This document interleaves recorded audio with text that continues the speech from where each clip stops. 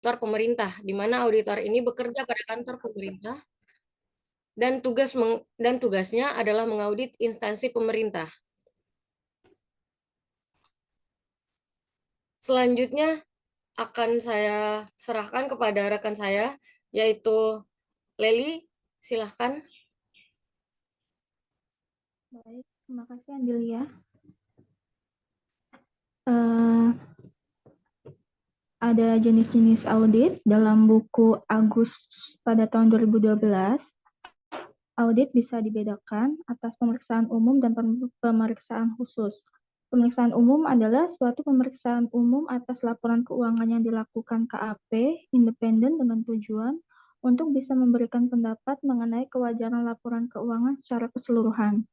Yang kedua ada pemeriksaan khusus, yaitu suatu pemeriksaan terbatas atau sesuai dengan permintaan audit yang dilakukan oleh KAP yang independen dan pada akhir pemeriksaan auditor tidak perlu memberikan pendapat terhadap kewajaran laporan keuangan secara keseluruhan.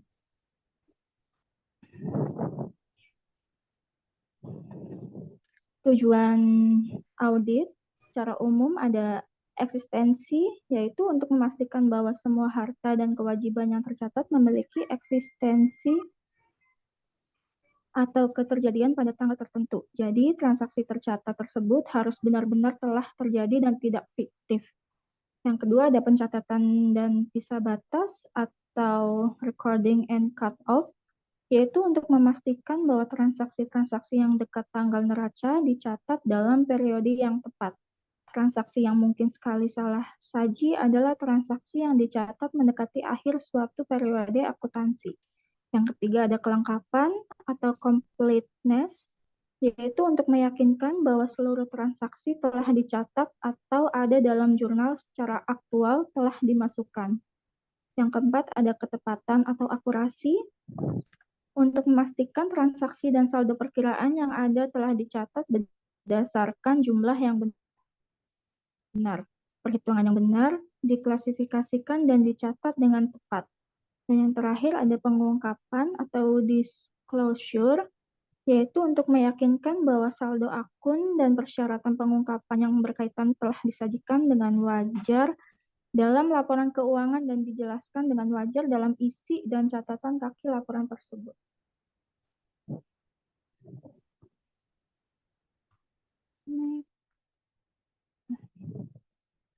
Dan ada jenis audit berdasarkan tujuan audit.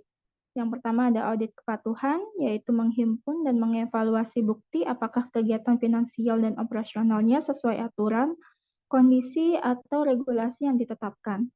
Yang kedua ada audit operasional, yaitu penghimpunan dan pengevaluasian bukti mengenai kegiatan organisasi dalam hubungannya dengan tujuan efisiensi, efektivitas, dan ekonomis. Dan yang ketiga audit LK, yaitu menghimpun dan mengevaluasi bukti dengan tujuan untuk memberikan pendapat apakah laporan keuangan telah disajikan secara wajar sesuai kriteria yang ditetapkan.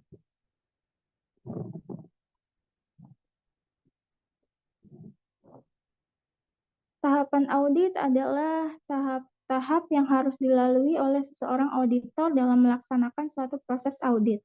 Tiap tahap mempunyai tujuan dan manfaat tertentu untuk mencapai tujuan audit. Tiap jenis audit memiliki tahapan yang berbeda. Dan ini tahapannya ada 3. Tahap pertama adalah perencanaan audit, tahap kedua pengumpulan dan evaluasi bukti, dan yang terakhir tahap 3 adalah pelaporan dan tindak lanjut.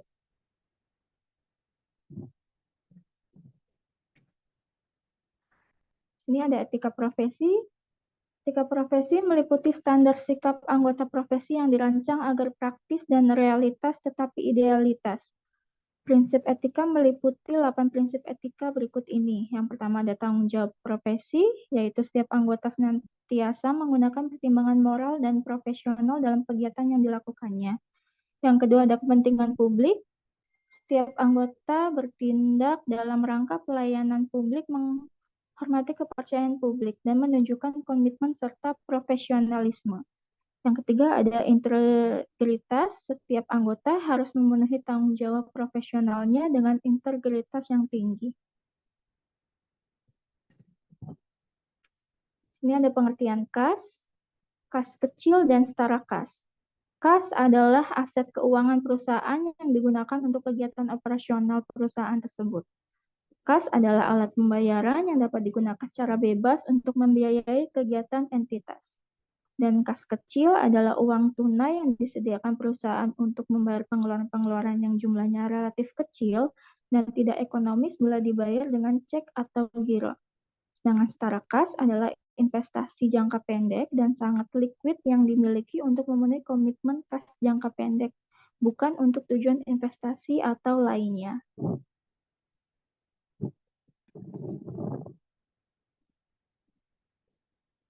Tujuan audit kas dan setara kas yang pertama menurut Arens pada tahun 2017, yaitu kas di bank sebagaimana dinyatakan pada rekonsiliasi adalah benar dan sama dengan buku besar.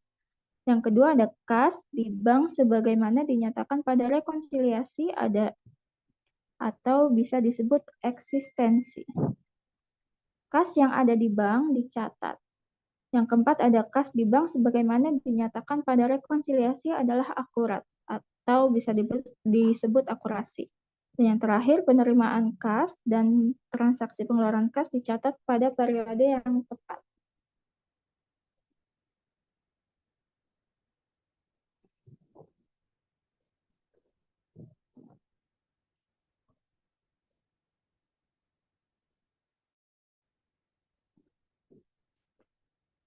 Prosedur permintaan dan pertanggungjawaban pengeluaran dana kas kecil. Yang pertama ada prosedur permintaan dan pertanggungjawaban pengeluaran kas kecil dengan menggunakan metode fluctuating fund system. Yang kedua ada prosedur permintaan dan pertanggungjawaban pengeluaran kas kecil dengan menggunakan metode impress fund system. Pengeluaran dana kas kecil tidak dicatat dalam catatan akuntansi.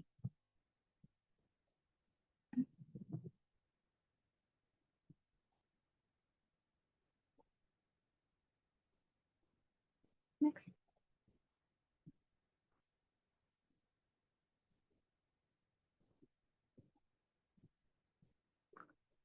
Fungsi yang terkait menurut Mulyadi dalam sistem dana kas kecil yaitu ada 4. Yang pertama fungsi kas dalam sistem dana kas kecil, fungsi akuntansi dalam sistem dana kas kecil, ketiga fungsi pemegang dana kas kecil, dan yang keempat fungsi pemeriksa intern dalam sistem kas.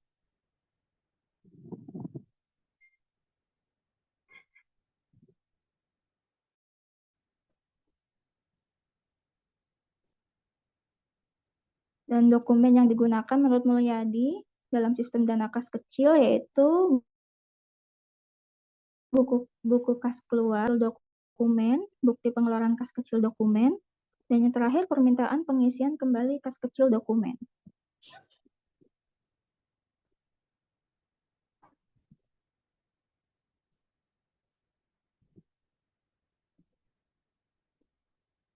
Dan pengujian audit. Audit pertama kali harus menentukan prosedur klien dalam menangani dana dalam pengujian kas kecil. Hal ini bisa dilakukan dengan mendiskusikan pengendalian internal bersama pemegang kas kecil dan memeriksa dokumen atas beberapa transaksi.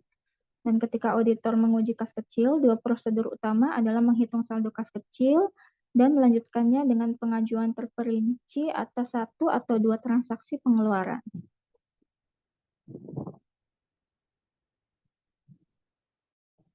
Untuk materi bab 3 akan dijelaskan oleh Syifa. Silakan Syifa.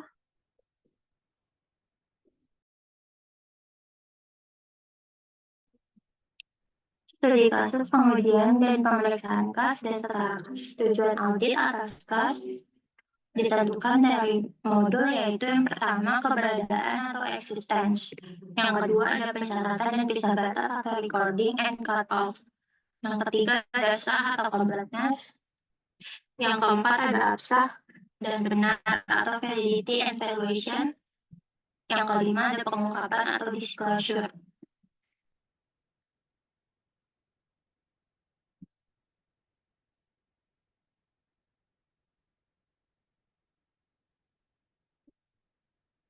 Selanjutnya ada informasi penting.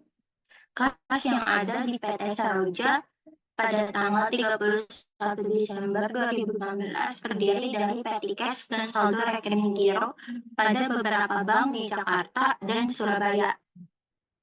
Untuk mendukung hasil audit yang Anda lakukan terhadap rekening kas dan bank perusahaan, Kas Opnam dilakukan oleh auditor di hadapan Rina atau kasir PT Saroja pada tanggal 31 Desember 2016 dari jam 10.00 sampai 11.30 waktu Indonesia bagian Barat.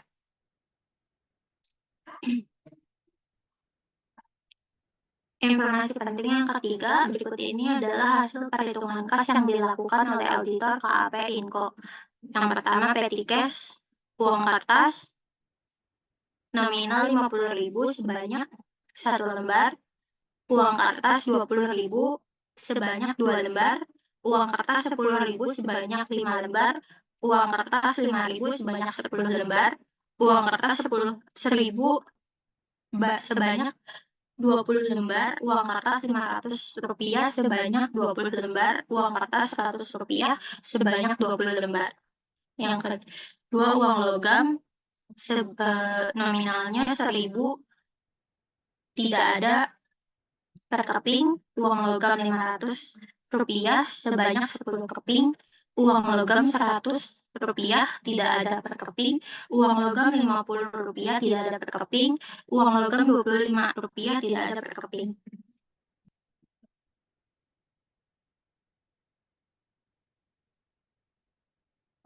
Informasi penting yang ketiga, cash in bank, cek dan wesel pos harus disetor. Cek mundur di sini ada 53.000, pengeluaran kas yang belum dirembus atau diganti sebanyak 580.000, uang muka pegawai atau bulan sementara 150.000. Keterangan rekening kas per buku sebanyak 235.000. Diminta berdasarkan komposisi petty cash di atas, buatlah berita acara Kas Opnam per 31 Desember 2016 dan jurnal penyesuaiannya.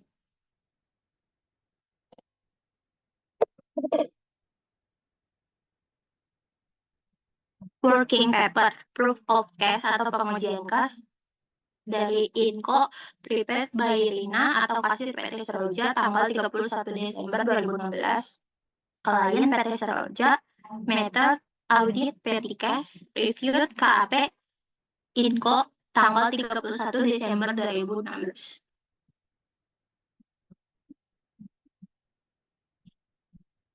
Berita acara Cash Opnam, hari atau tanggal 31 Desember 2016 jam 10.00 sampai 11.30 waktu Indonesia bagian Barat. Keterangan uang kertas nominal Rp50.000 sebanyak 1 lembar, total 50.000. Uang kertas nominal 20.000 sebanyak 2 lembar, total 40.000. Uang kertas 10.000 sebanyak 5 lembar, total 50.000. Uang kertas 5.000 sebanyak 10 lembar, total 50.000. Uang kertas 1.000 sebanyak 20 lembar, total 20.000. Uang kertas Rp500 sebanyak 20 lembar, total 10.000. Uang kertas Rp100.000 sebanyak 20 lembar, total 2.000. Total keseluruhan uang kertas adalah Rp222.000.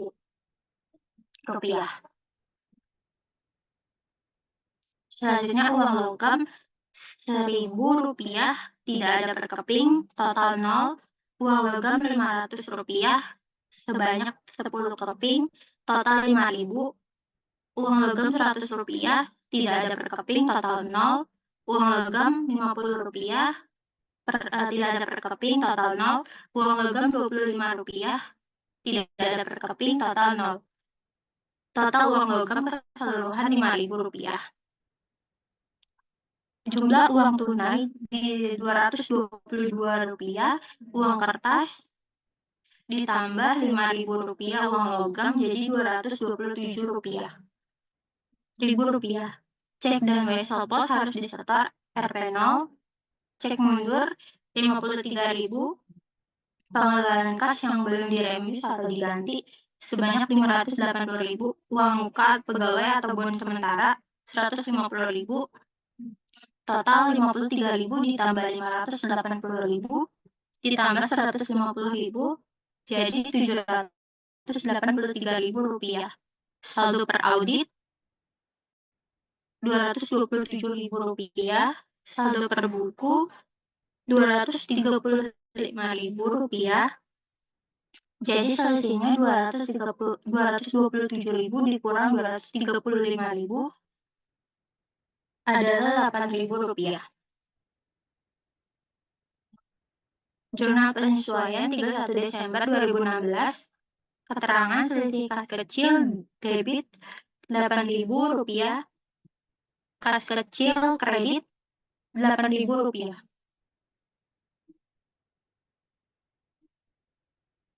Untuk keterangan akan dijelaskan oleh Salsabila. Silakan Salsabila.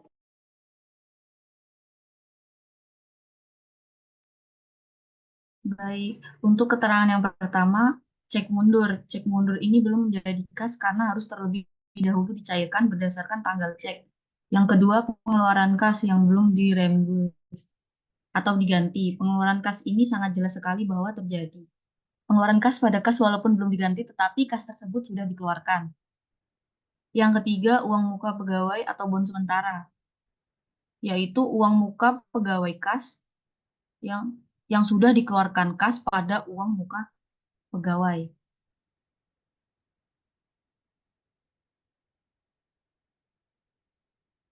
Hasil dari audit tanggal 31 Desember 2016 adalah totalnya Rp227.000. Dan kedua, dari saldo per buku tanggal 31 Desember 2016 terdapat jumlah Rp235.000. Dan yang ketiga, terdapat selisih sebanyak Rp8.000. Dalam kasus ini terdapat selisih kurang pada petty cash PT Seroja, maka dibuat jurnal penyesuaian sebagai berikut. Selisih kas kecil sebesar Rp8.000, kas kecil 8.000,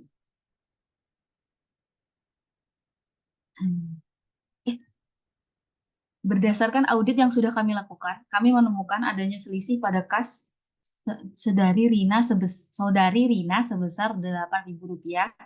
Dengan ini maka harus diselesaikan dan dicari kesalahannya di mana, apakah di pembukuan atau memang terdapat selisih pada kas, agar supaya saldo kas balance antara saldo kas pembukuan dengan saldo kas audit berdasarkan jumlah uang yang ada di kasir. Lalu untuk pendapat kami mengenai audit pengujian kas PT Seroja hari ini yaitu mengelola PT Cash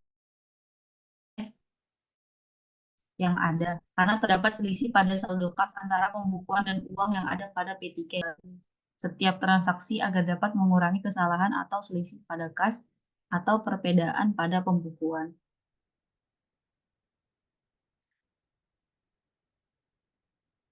Adapun rekomendasi kepada manajemen yaitu sebaiknya setiap hari diadakan closing kas harian dengan mencetak semua transaksi hari tersebut dan dilakukan perhitungan uang pada petty cash oleh bagian finance, disamakan dengan pembukuan yang dibuat oleh kasir sehingga dapat mengurangi risiko selisih pada saldo kas.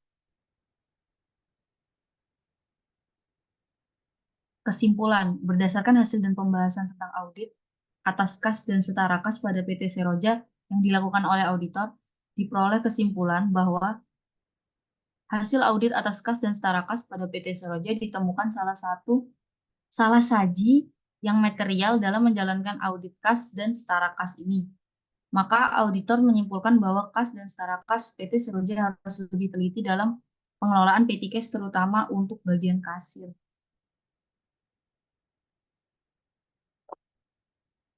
Lalu saran perusahaan harus lebih mempertahankan kinerja dalam melakukan perhitungan kas dan setara kas agar tidak terjadi kesalahan pencatatan dan salah saji untuk tahun-tahun berikutnya. Terima kasih.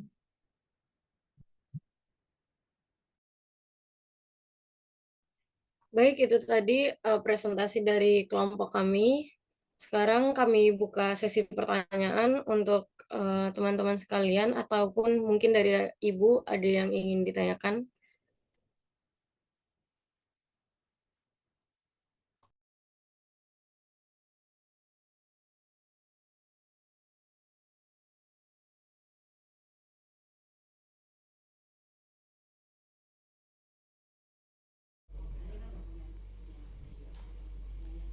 Nggak ada yang mau tanya? Ibu boleh tanya, Andi. Iya, boleh Bu. Ibu mungkin nggak bertanya teknis ya, cuman mau nambahin aja. Tadi tuh kayaknya ibu ada dengar apa tuh, kas saudara Rina dari mana? Emang ada itu ya? Bukannya PT Seroja, kas PT Seroja?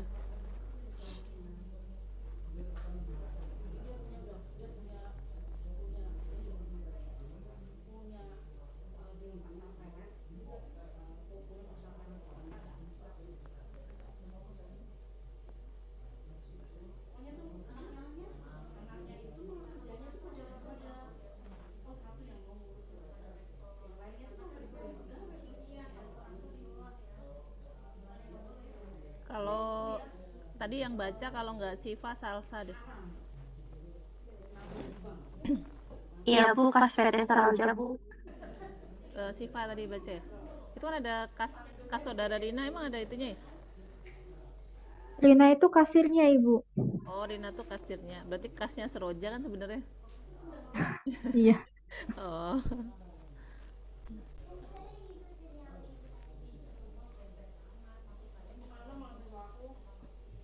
Yang bertanya dapat poin, nanti ditulis nama sama NIM-nya aja.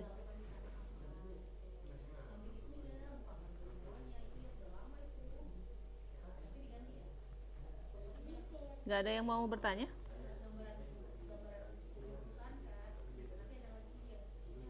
Nggak ada? Oke, kalau nggak ada, Ibu mau komentari sedikit tentang presentasinya ya saya.